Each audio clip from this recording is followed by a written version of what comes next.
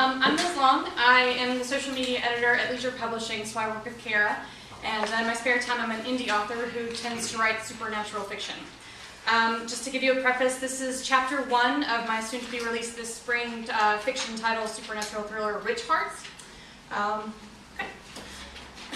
The pretty blonde girl running alone at twilight on an empty greenway story never ended well.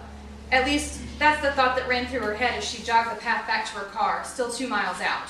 She laughed at herself. She watched too many crime shows. Besides, she could handle a problem if need be.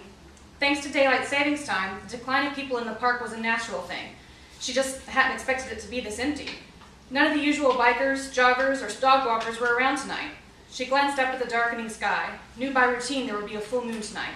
Leaves scraped across pavement in a light breeze. The autumn chill raised goosebumps on her well-toned legs, and she promised to wear pants on her next run. The slight cramp in her leg made her slow to a walk. Catching her breath, she tried to loosen her left calf muscle when she heard a scuffling noise behind her. She risked a glance back, and a large shadow came over her as a hulk of a man stood several feet behind her. He didn't move to greet her. She opened her mouth to speak, but her gut screamed at her. A boulder sat heavy in her stomach. She needed to get away from him. For a long moment, they stood at a draw, wondering who would twitch first. He broke the silence and whispered, too low for her to hear with the distance. The streetlight above him went out. Her eyes narrowed, and she took a step back. The shadow disappeared before her eyes, and the streetlight came back on. Fight or flight kicked in. She turned to run and slammed into a brick wall of muscle, a large man who grinned over her. Shadows covered him as the streetlight popped and went out over their heads. She opened her mouth to scream, and he threw a powder in her face. She smelled lavender, choked on the dust in her mouth as she realized what he'd done to her, a sleeping potion. She tried to shout at the top of her lungs to give him a wallop of his own medicine. Then darkness came over her, and she felt herself being carried away. For almost an hour, she knew nothing.